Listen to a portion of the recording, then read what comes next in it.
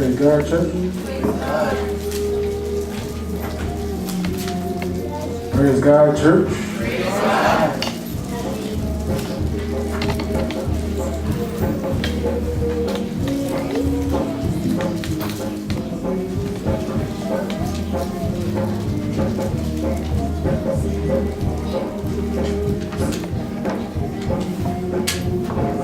Thank you for the opportunity to come up here again to speak with you guys.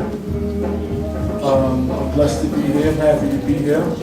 You guys can hear me? Yes. I'm happy to be here. I thank you guys for this opportunity to share the word, to share a lesson, to learn something. Not only for me, but for you guys to hear it and to cherish it within your hearts and to take something from it. For it to be personal, for you to nourish it on this word. Last time I was here, I spoke about stretching faith, right? I talked about the importance of that. I talked about there was a greater meaning to suffering. That there was not only trouble that comes your way, but there's something that comes out of that trouble. That there's a reason behind it. Right? I talked about the understanding of the trials and tribulations that are placed in your way. Like these storms that are in your life are not just storms placed because you're doing wrong or you don't know how to praise, you don't know how to worship, or you don't call him your father enough and say thank you. It's not because of that. It's because he's trying to bring you through something. He's trying to grow you. And I want to speak more onto that subject because there's plenty of words within that topic of stretching faith. There's plenty of understanding and suffering and the meaning of it. And I want to continue that on the subject of that. And if you could please turn to Romans chapter 5. I'm going to read verses 1 through 11. And if you have it, just stand. If you have it, just please stand. And I'll know when everyone is standing, everyone got it. It's Romans chapter 5, verses 1 through 11.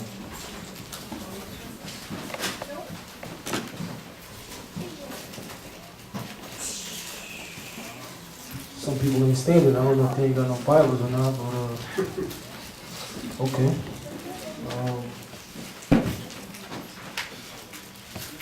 It says, therefore, since we have been justified through faith, we have peace with our God through our Lord Jesus Christ. Verse 2, through whom we have gained access by faith into the grace in which we now stand. And we boast in the hope of the glory of God. Not only so, but we also glory in our sufferings, because we know that suffering produces perseverance, and perseverance, character, and character, hope. Verse 5. And hope does not put us to shame, because God's love has been poured into our hearts through the Holy Spirit, who has been given to us. Verse 6. You see, just at the right time, when we were still powerless, Jesus died for the ungodly. Very rarely will anyone die for a righteous person, though for a good person, someone might possibly dare to die. But God demonstrates his own love for us in this. Still, we are all sinners. Christ died for us. Verse 9. Since we now have been justified by his blood, how much more shall we be saved from God's wrath through him? For if while we were God's enemies, someone say God's enemies, we were reconciled to him through the death of his son, how much more have we been reconciled, shall we be saved through his life? Verse 11, not only in this is so, but we also boast in God through our Lord Jesus Christ, through whom we have now received reconciliation. Amen. Amen. I want to title this sermon, you may be seated. I want to title this sermon, Greater Hope. I want to speak on greater hope, and the sermon is really just three questions I ask, and the scripture gives the answer to these Three questions. The question is just why, and how. Thank you.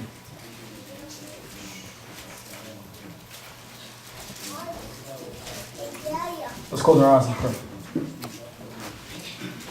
Heavenly Father, I'm up here today, Lord Father God, but I ask that you may remove me and put me in the passenger seat, Lord God, and take the driver's seat, Heavenly Father. Let this word be said through you, Lord Father God, as you drive this sermon. Be a word spoken to your people, Lord Father God, but also to me. Let it be a lesson for me to understand and learn, Lord Father. Let this word be something that is carried throughout each and every day of their lives, Lord Father God. Let it nourish them, Lord Father. Let them change as they walk out of here after hearing your word, Heavenly Father. I thank you for your goodness. I thank you for your mercy. In Jesus' name I pray. Amen. Amen. So, when I read Romans chapter 5 through 11, I read it over and over now, and the words that was coming out was rejoice. The words that was coming out was character. The words that were coming out was perseverance. There was things being said to me in this word that it was just darting out, and I was like, what is the scripture saying? What is the scripture saying? And when I got out of it, was hope. There's hope. There's hope. There's hope. There's hope. There's hope. Okay.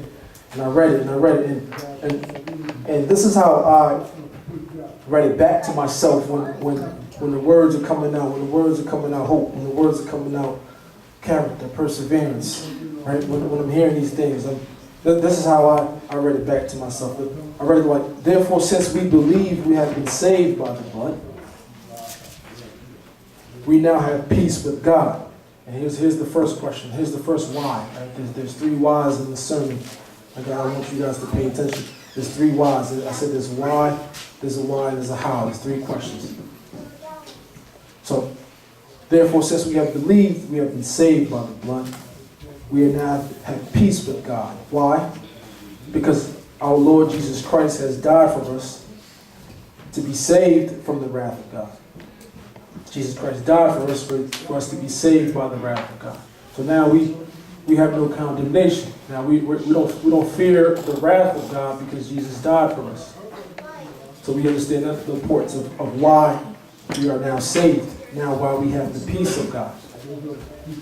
And now because we know that and we believe that He died for us, we've been granted the gift of God's grace and justification. Now we know that we've been granted this grace, this peace, because we can hear it in the scripture. It's telling us in the scripture, Ephesians 1 verse 7 to 8. In Him we have redemption through His blood. So now we have the redemption because He died for us, and now His blood is shed for us to live. His blood is shed for us to understand that we can speak to our Father now and ask for forgiveness without any consequences with it. And that's why we say in Jesus' name. So we constantly remind God when we're praying to Him, we say in Jesus' name. Like remember, your Son died for us in Jesus' name. Forgive us for what we do in Jesus' name. We pray in Jesus' name because He's our ticket in. He's our ticket to Christ. He's our admission to Him. So without us giving remembering Christ, when we speak to God, God doesn't see us through ourselves. He sees us as His Son. Because His Son died for us. His blood is within us. So in the scripture is talking about through His reconciliation, His death, He has now been given the blood to each and every one of us. So within us, we have Christ. So we're the image of His Son. So there's no wrath there. So through Him, we have redemption through His blood. In Him, we have redemption through His blood. That's Ephesians 7 verse 1.